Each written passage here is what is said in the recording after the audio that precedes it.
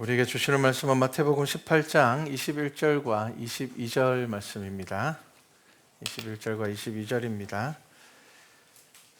한 목소리로 함께 성경 말씀 봉독하겠습니다. 함께 봉독합니다. 그때에 베드로가 나와 이르되 주여, 형제가 내게 죄를 범하면 몇 번이나 용서하여 주리이까? 7번까지 하오리이까? 예수께서 이르시되 내게 이르노니 7번뿐 아니라 7번을 70번까지라도 할지니라. 아멘. 자, 양적인 용서와 질적인 용서라는 제목으로 오늘 본문을 한번 보겠습니다. 우리가 21절과 22절 말씀을 묵상하였지만 마지막 35절까지 말씀을 함께 보도록 하겠습니다. 자, 제자들이 길을 가면서 누가 크냐라고 했던 논쟁이 어디까지 이어지는가 하면요, 지금 이 18장 마지막까지 이어집니다. 자, 그러니까 누가 크냐라는 이 논쟁은요, 가벼운 논쟁이 아니었습니다. 다투었고요, 오늘날 이야기하면 싸웠습니다. 여러분, 공평하다라는 것, 평등하다라는 것 참 어렵습니다. 불가능해 보입니다.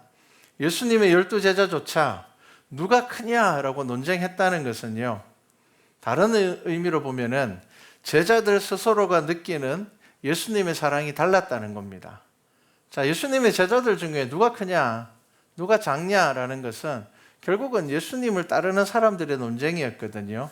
그러면은 다르게 이야기를 하면은, 야, 예수님이 나를 더 사랑해, 예수님이 나를 더 인정해, 예수님이 나를 더 크게 쓰실 거야, 그런 겁니다. 자, 베드로와 야고보와 요한은 늘 예수님을 가까이에서 따랐던 자들입니다. 그래서 그들은 변화산에도 따라 올라갔습니다. 그래서 다른 9명의 제자들이 보지 못하는 것을 봤습니다. 자, 예수님의 사랑이 달랐을까요? 아니면은 제자들이 느끼는 예수님의 사랑이 다른 거였을까요? 우리가 생각해 봐야 됩니다. 우리 예수님이 어떤 분이실까요? 예수님께서 누구를 사랑하시고 누구를 미워하시는 분이 아닙니다. 예수님께서 제자들을 편애했다고 볼 수는 없습니다. 왜냐하면 가룟 유다에게조차 마지막까지 떡을 떼어주시는 분이 예수님이었습니다. 그것이 예수님의 사랑이었고 예수님께서 주시는 기회였습니다. 예수님께서 어떻게 제자들을 편애하셨겠습니까? 사랑의 방법이 달랐겠죠. 1살짜리 아이를 사랑하는 방법과 10살 아이에게 베푸는 사랑이 다르듯이 예수님의 제자들은요, 성품도 다르고 마음속에 품고 있는 생각도 달랐습니다. 그래서 예수님은 그들에게 가장 적합한 사랑을 주셨고요, 그들을 필요에 맞게 사용하셨고 쓰셨고 그들을 훈련시키셨습니다. 연단시키셨습니다. 자, 그럼에도 불구하고 받는 이들의 마음에 생기는 이 질투는 죄인된 우리 인간의 본성입니다. 우리는 상대방의 마음을 알 수 없음에도 불구하고 우리는 상대방의 마음을 안다고 생각하고 이야기할 때가 참 많습니다. 우리가 누군가가 대화할 때, 나 너 마음 알아, 네 생각 뭔지 알아, 당신의 생각이 뭔지 나는 알고 있어 라고 이야기할 때가 많습니다. 그런데 여러분, 이건 잘못된 것입니다. 왜냐하면 우리는 자기 마음도 잘 모릅니다. 때로는 내가 왜 이럴까 라고 생각할 때도 많기 때문입니다. 그런데 우리가 어떻게 다른 사람의 마음을 알 수가 있겠습니까? 우리는 상대방의 마음을 이해하지 못하면서 자신의 뜻대로 생각하고 판단하고 결정해서 이야기할 때가 많습니다. 그래서 동일하게 받아도 그것을 다르다고 생각하는 사람들이 대부분입니다. 자, 제자들은 이 누가 크냐라는 이 심한 논쟁에 서로 마음이 상했습니다. 싸웠으니까 뭐 기분 좋을 리가 없죠. 그리고 이 다투었던 마음을 예수님께 들켰습니다. 그래서 예수님께서는 어떻게 했습니까? 그들에게 겸손하라 하셨고요, 너희들 더 낮아져라. 그리고 이 어린아이, 정말 이 낮은 어린아이, 이 어린아이를 내 이름으로 영접하는 자, 이 어린아이를 영접하는 자가 하나님의 나라에서 큰 자라, 그렇게 말씀하셨습니다. 예수님의 말씀은요, 이 땅에서 큰 사람이 되는 것보다 하나님의 나라에서 큰 사람이 되려고 하라는 것입니다. 그것이 믿음의 삶입니다. 자, 그런데 이게 참 쉽지가 않죠. 우리가 눈에 보이는 것에서 자유를 얻는다면요, 정말 큰 믿음의 사람입니다. 남과 비교하지도 않고 내 스스로 비교하지도 않고요, 세상의 기준에 마음 상하지 않고 하나님의 나라만 볼 수 있다면 우리가 얼마나 큰 자유를 얻을 수 있을까요? 예수님의 이러한 가르침에도 베드로는 마음이 상하여서 풀어지지 않았습니다. 그래서 베드로가 예수님에게 질문합니다. 뭐라고 질문합니까? 형제가 내게 죄를 범하면 몇 번이나 용서할까요? 라고 질문을 합니다. 자, 예수님은 늘 용서에 대해서 말씀하셨고요. 긍휼에 대해서 말씀하셨고요. 예수님은 죄인을 찾아가시는 분이셨습니다. 자, 여러분, 이러한 예수님의 모습과 가르침은 내게 아무 일이 없을 때는요, 그 말씀이 은혜가 되고 예수님의 그렇게 행하시는 모습이 정말 존경스럽고 그렇습니다. 그런데 내가 누군가를 용서해야 될 일이 생기면요, 이 말씀이 내게 부대끼는 말씀이 되는 겁니다. 특히나 이 일들이 반복될 때는 더 그렇습니다. 지금 베드로가 예수님께 하는 질문은 뭘까요? 용서의 한계를 알려달라는 말입니다. 몇 번 용서할까요? 용서 안 하고 살 수는 없을 것 같아요. 예수님의 가르침과 예수님의 이 모습을 볼 때에, 예수님께서 제자들을 가르치시면서 그들을 가르치시고 훈련하시는 모습을 볼 때에 용서를 하는 건 당연한 것 같아요. 그거 알고 있어요. 그런데 문제는 뭡니까? 도대체 몇 번까지 용서할까요? 지금 베드로는 예수님에게 그 질문을 하는 겁니다. 자, 우리도 나름의 이런 한계를 정하고 살 때가 많죠. 3번까지는 용서해 줘야 되겠다. 그렇게 하는 게 마음이 편하죠. 한없이 용서해야 된다 그러면은 마음의 부담이 얼마나 크겠습니까? 자, 한 사람에게 7번을 용서한다는 것도 적지 않은 것입니다. 여러분, 일반적으로 아무리 믿음이 좋다고 해도 우리가 7번 채우기 전에 아마 관계를 정리하는 사람들이 대부분일 겁니다. 안 되겠어. 그렇게 하는 게 대부분일 겁니다. 자, 그런 이 베드로의 질문에 예수님의 대답은 굉장히 분명합니다.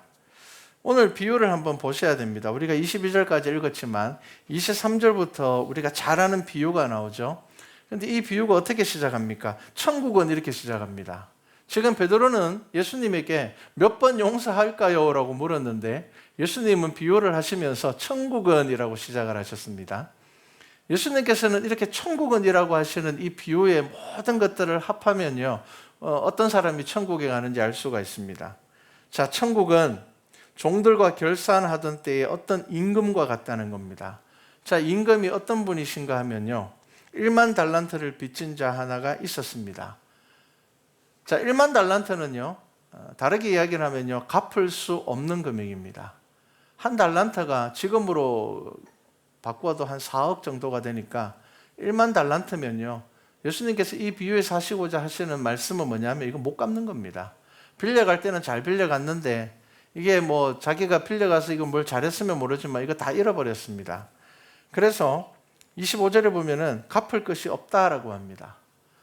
자, 이 1만 달란트를 빚진 이 종이 그 임금에게 와서 엎드립니다. 왜냐하면은 임금이 뭐라고 이야기를 합니까? 너의 몸과 아내와 자식들과 모든 소유를 다 팔아 갚아라. 근데 사실 다 팔아도 없습니다. 왜냐하면 이미 갚을 것이 없기 때문입니다. 좀 가지고 있는 재산은 있겠지만 1만 달란트에 비하면 그거는 턱도 없습니다. 그 종이 엎드려서 절하고 제가 갚겠습니다 라고 이야기를 하니까 이 주인이 불쌍히 여겨서 탕감해 줍니다. 그런데 이제 27절 말씀 보면요, 그 종의 주인이 불쌍히 여겨라고 합니다. 자, 임금과 종의 관계입니다. 탕감을 해줬습니다. 자, 그런데 이 종이 나가서 100데나리온 빚진 사람을 만났습니다.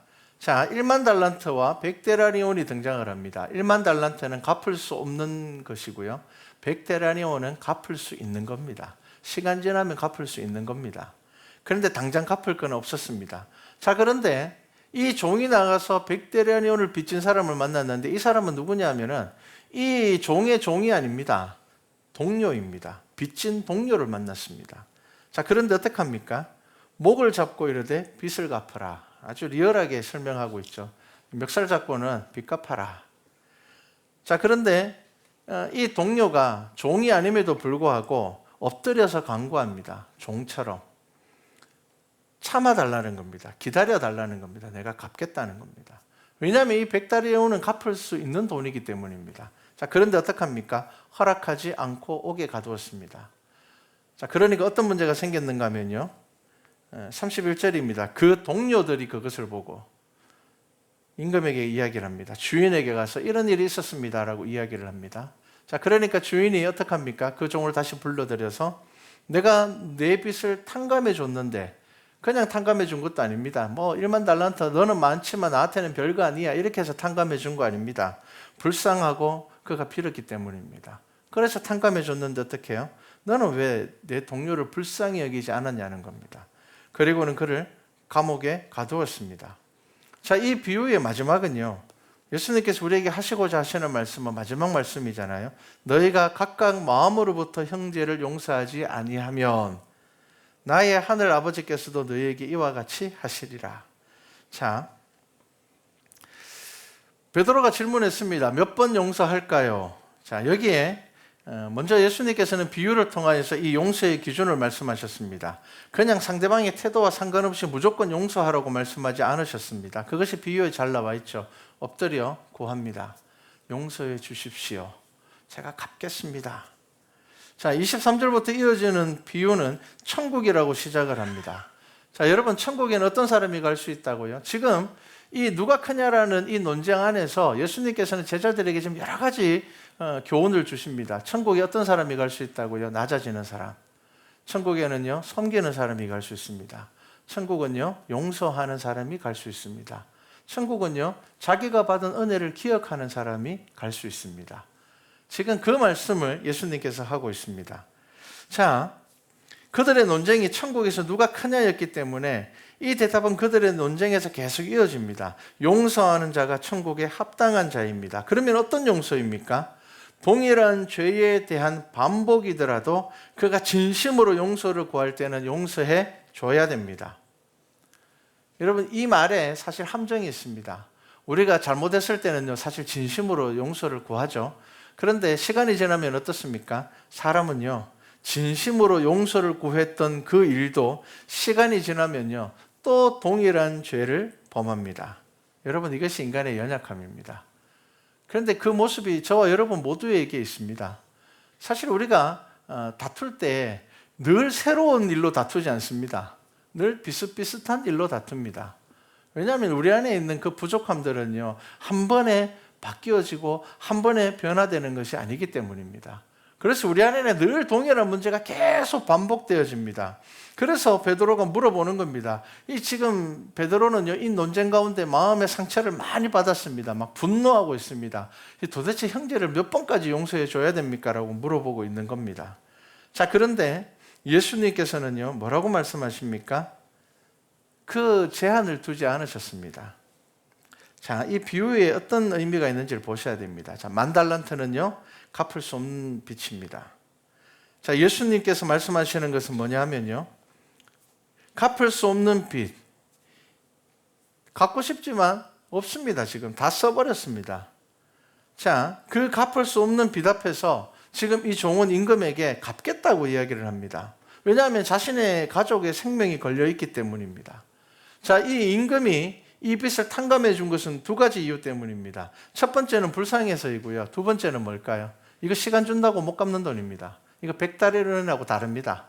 1만 달란트는요, 이거는 이미 갚을 것이 없다는 것은 이미 빌린 돈을 다 탕진했기 때문에 다시 이것을 살릴 수 있는 기회가 없습니다.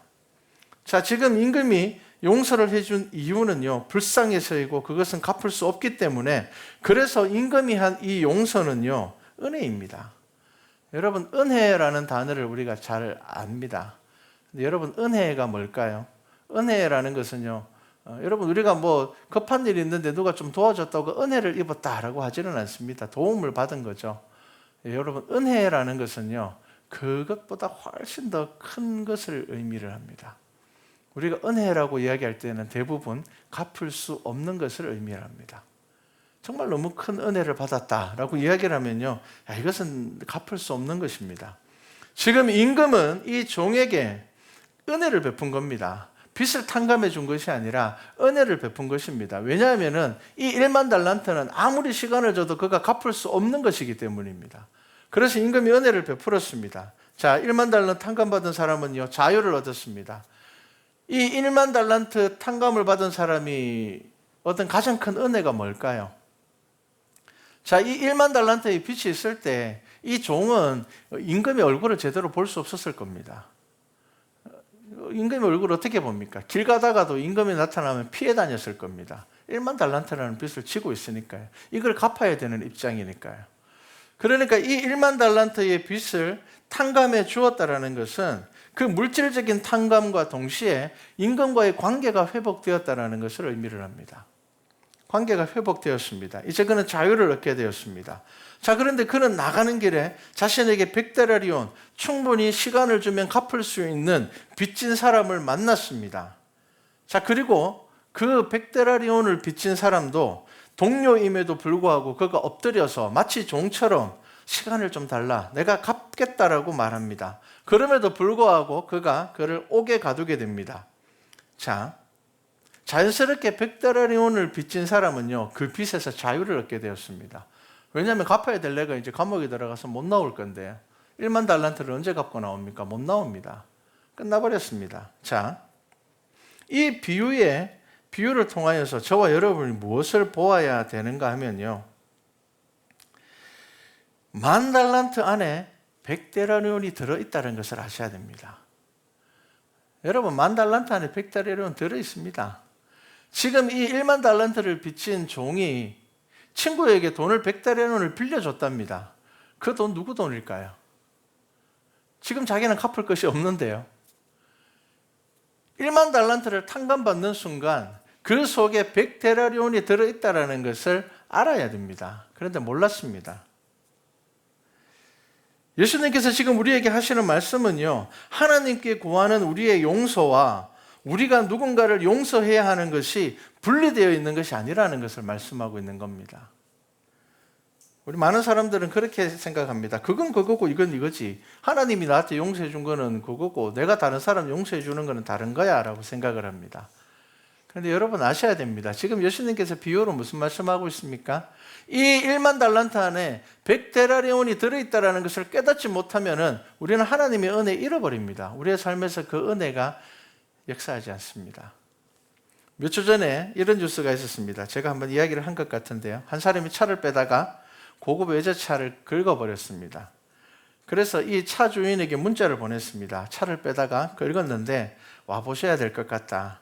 사진을 찍어서 이제 보낸 사진이 있더라고요. 그런데 조금 긁힌 게 아니더라고요. 많이 긁었습니다. 그런데 답장이 이렇게 왔습니다. 제가 지금 예배 드리는 중인데 나갈 수 없습니다. 그러면서 그냥 가십시오. 그 대신 나중에 누가 차를 긁으면 한번 용서해 주십시오. 이렇게 답장이 왔습니다. 자, 여러분, 이 이야기는요, 나중에 그가 다른 사람을 용서했을 때 완성되는 이야기입니다. 여러분, 이거는 그냥 야, 내가 오늘 운 좋다. 외제차 긁었는데 야, 차 주인이 뭐 돈 많은 모양이다. 가라 그러더라. 여러분, 여기서 이야기가 끝나는 게 아닙니다. 이 이야기는 언제 끝난다고요? 누군가가 내 차를 긁었을 때 내가 그때를 기억해서 아, 나도 그때 이런 은혜를 받았으니 예전에 제가 이런 은혜를 받았는데 가십시오. 여러분, 그렇게 될 때에 이 이야기가 완성되는 겁니다. 이 용서가 완성되는 겁니다. 용서는 강요될 수 없습니다. 우리가 누군가를 용서하는 것을 누가 강요할 수 있겠습니까? 전적인 본인의 결정입니다. 그렇기 때문에 믿음이 우리의 삶에 어떻게 작용하는가를 보아야 내가 그리스도인인가를 말할 수가 있습니다. 지금 예수님께서 저와 여러분들에게 하시는 이 가르침은 분명합니다. 예수님께서는요, 열매를 보아야지 그 사람이 어떤 사람인지 알 수 있다고 말씀하셨습니다. 그런데 우리는 자꾸 잎을 보고 꽃을 보고 우리는 그 사람을 판단하고 그 사람의 믿음을 보려고 합니다. 이게 참 벗어나기가 참 쉽지 않습니다. 아무리 성경을 많이 알고 있다고 해도, 아무리 경건이 넘친다고 해도 삶에서 믿음이 작용되지 않는다면, 예수님의 말씀처럼 내가 사랑하는 사람만을 용서하는 것에 나의 믿음이 작용된다면 여러분, 이 믿음은 헛것입니다.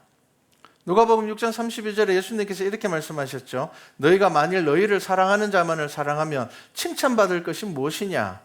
여러분, 이 말씀은 그거 잘못됐다는 거 아닙니다. 뭐 사랑하는 사람 사랑하는 거 뭐 잘못됐습니까? 내 마음에 드는 사람 용서하는 거 뭐가 잘못됐습니까? 내 마음에 쏙 드는 사람에게 내가 잘해주는 거 뭐가 잘못되었습니까? 그런데 이것이 칭찬받을 수 있는 일은 아니라는 겁니다.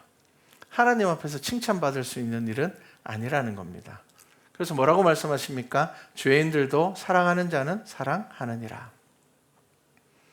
여러분, 우리의 믿음이 우리의 삶에서 어떻게 움직이고 있는지를 보셔야 됩니다. 지난 한 주간 비가 많이 와서 인명피해가 참 많았습니다. 어쩔 수 없는 사고도 있었지만 작동해야 되는 장치가 작동되지 않아서 죽는 일들도 있었습니다. 배수 장치가 멈추거나 쓰레기로 인해서 막혔거나, 비가 오지 않을 때는요 당연히 잘 작동될 거라고 생각을 합니다. 그런데 여러분, 비가 와야 알 수가 있습니다. 이게 잘 작동되는 것인지. 내게 용서해야 되는 순간이 내게 왔을 때에 내가 정말 용서할 수 있는 사람인지를 알게 되고요, 내가 인내해야 되는 순간이 왔을 때에 내가 정말 인내할 수 있는 사람인지를 알게 되는 겁니다. 아무 일 없을 때 나를 평가하는 것, 여러분, 아무 의미 없습니다. 내 삶에 아무 문제가 없을 때, 나는 괜찮은 믿음인 것 같아, 나는 다른 사람 사랑하는 것 같아, 나는 다른 사람 그래도 용서할 수 있는 사람인 것 같아, 여러분, 이거 아무 의미 없습니다. 고난의 물이 넘쳤을 때, 내 속에서 작동하는 것이 믿음일 때 나는 비로소 믿음으로 살고 있는 겁니다. 여러분, 예수님을 따르는 수제자인 베드로조차 이 논쟁으로 인하여서 분노에서 쉽게 벗어나지 못하고 있다는 것, 용서하지 못해서 언제까지 용서해 줄까요? 라고 말하는 것, 질문한다는 것, 그거 우리에게 실망감을 줍니다. 그런데 우리도 그 모습에서 별반 다르지 않습니다. 베드로가 생각한 것이 7번입니다. 이 정도면 충분히 기회를 주었다고 생각하는 것입니다. 그런데 예수님의 가르침은요, 용서는 내가 누군가에게 기회를 주는 것이 아니라 내가 이미 받은 은혜를 완성하는 것입니다. 예수님의 비유는 그겁니다. 내가 누군가의 100데나리온을 내가 탕감해 주는 것은 내가 성품이 좋아서 내가 막 마음이 넓어서가 아니라 내가 1만 달란트를 용서받았고 그 1만 달란트 안에 이 100데나리온이 있다는 것을 알아야지 여러분, 내 속에 그리스도의 은혜가 넘쳐나는 것입니다. 내가 용서하는 것이 아닙니다. 내가 용서받은 것을 증거하는 겁니다. 예수님께서 지금 저와 여러분들에게 말씀하고 있는 마음으로 용서하는 것은요, 내가 받은 죄사함의 크기를 내가 실감하는 것입니다. 내가 이렇게 큰 은혜를 받았구나. 그래서 내가 이거 용서할 수 있구나. 죄사함의 은혜가 사람과 사람 사이의 어떠한 죄와도 비교할 수 없는 은혜임을 우리가 알아야 됩니다. 여러분, 그것이 십자가의 은혜입니다. 우리가 그것을 알 때에 비로소 우리는 순교자들의 사랑과 용서를 이해할 수 있게 됩니다. 순교자들은요, 죄사함이 10,000달란트의 크기임을 알았고요, 지금 자신을 박해하고 심지어 죽이려는 자의 죄는 고작 100데나리온밖에 되지 않는다는 것을 알았기 때문에 기꺼이 그들에게 복음을 전하고 순교할 수 있었던 겁니다. 그들을 용서할 수 있었던 겁니다. 주님께서 우리에게 가르치신 기도에 어떤 말씀이 있습니까? 우리가 우리에게 잘못한 사람을 용서하여 준 것 같이 우리 죄를 용서하여 주시고. 여러분, 이것은 조건적인 거래를 말하는 것이 아닙니다. 이미 우리가 죄인 되었을 때에, 아담이 죄를 범하였을 때에 하나님께서는 메시아에 대한 약속을 먼저 주셨습니다. 그리고 예수님께서는 이 땅에 오셔서 십자가를 지심으로 우리의 죄를 위하여서 자기를 내어 놓으셨습니다. 이것은 이미 우리가 죄인 되었을 때에 우리를 위하여서 베풀어 주신 그 하나님의 사랑, 그것이 우리의 용서를 통해서 확정되어진다는 것입니다. 그래서 여러분, 용서는 베푸는 것이 아니라 우리가 용서받았음을 증거하는 것입니다. 여러분, 몇 번이나 용서해야 됩니까? 라는 베드로의 질문에 예수님이 그 경계를 허무셨습니다.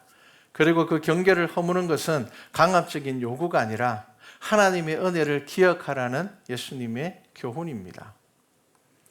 여러분, 1만 달란트의 이 은혜를 100데나리온보다 못하게 만드는 믿음의 삶을 살고 계시지 않습니까? 1만 달란트의 은혜를 100데나리온 앞에서 잃어버리는 믿음의 삶을 살아가고 있지 않습니까? 이것이 지금 예수님께서 하시는 말씀입니다. 예수 그리스도의 십자가가 나의 십자가가 되는 순간 우리의 삶은 십자가와 분리될 수가 없습니다. 분리되지 않는다는 것이 지금 예수님의 말씀입니다. 용서는 내가 하는 것이 아니라 그리스도의 십자가의 은혜를 흘러보내는 통로가 되는 것입니다. 그래서 우리의 믿음의 증명은 내가 하는 것이 아니라 사람들이 나를 그리스도인으로 생각하느냐. 아, 저 사람은 예수 믿는 사람인 것 같아. 저 사람은 정말 우리하고 뭔가 좀 다른 것 같아. 그래도 저 사람은 그 삶 안에 자기가 믿는 하나님의 말씀이 있는 것 같아. 여러분, 이것이 우리의 삶에서 믿음이 작용하고 있느냐입니다. 그리스도의 용서는 죄 자체를 용서하는 것이지 죄를 횟수로 용서하는 게 아닙니다. 우리의 연약함이 뭡니까? 또 전에도 그랬잖아. 그래서 내가 용서해 줬잖아, 이겁니다. 저와 여러분 모두가 가지고 있는 모습입니다. 우리는 죄를 횟수로 기억합니다. 야, 내가 벌써 너한테 지금 몇 번째 용서해 주고 있는 거야 라고 이야기를 합니다. 그런데 예수님께서는 지금 저와 여러분들에게 무슨 말씀하십니까? 마음으로 용서하라는 것입니다. 마음으로 용서하라. 구약에서는요, 하나님께서 내가 너희 죄를 기억하지 않겠다라고 말씀하셨습니다. 여러분, 이것은 횟수와 상관이 없는 겁니다. 여러분, 우리가 기억하고 있으면 횟수가 기억납니다. 내가 도대체 지금 너 몇 번이나 지금 용서해 줬는지 아나? 우리 자녀한테 제일 많이 하는 거잖아요. 막 자녀가 생각하기에 엄마가 어디가 적어 놓고 있는 것 같아요. 다 기록하고 있는 것 같은 느낌이 들죠. 우리는 횟수로 용서하려고 합니다. 그런데 예수님께서는요, 야, 너희들이 1만 달란트를 탕감받았다면 그 100달러니온 기억하면 안 돼라는 겁니다. 그걸 어떻게 횟수로 할 거야? 100달러니온을 도대체 몇 번 해야지 1만 달란트가 될까요? 평생 용서해도 그것 채우지 못한다는 것입니다. 여러분, 하나님께서 예수 그리스도를 통하여서 우리에게 베풀어 주신 은혜는요, 1만 달란트입니다. 우리가 이 세상을 살아가면서 아무리 나에게 큰 죄를 짓는 사람도 100데나리온을 넘어갈 수가 없습니다. 그런데 여러분, 우리가 이 100데나리온 때문에 1만 달란트 잃어버리지 않습니까? 마음으로 용서하시기 바랍니다. 지금 나의 연약함과 부족함을 다 아시는 분이 바로 하나님이십니다. 우리가 마음으로 용서할 때 어떻게 하시겠다고요? 하나님께서 저와 여러분의 이 연약함과 부족함 기억하지 않겠다는 겁니다. 여러분, 우리는 다른 사람의 죄도 횟수로 기억하지만 나의 지나온 죄도 자꾸 기억합니다. 우리가 하나님 앞에 회개해놓고도 자꾸 기억합니다. 나 같은 사람이 예수 믿어도 될까? 내가 옛날에 이렇게 살았는데 나 같은 사람이 신앙생활 해도 될까? 우리는 그 속에 빠져듭니다. 예수님께서는 뭐라고 말씀하십니까? 하나님께서는 그것 기억하지 않으시겠다는 겁니다. 여러분, 그 하나님의 사랑을 믿으시기 바랍니다. 그 죄사함의 은혜를 알고 또한 그 죄사함의 은혜를 저와 여러분의 삶 가운데서 흘려보내는, 그리하여서 마음으로 형제를 용서하는, 그리하여서 하나님께서 나를 용서하심, 그 은혜 가운데서 살아가는 우리 교회와 성도 되기를 주님의 이름으로 축복합니다.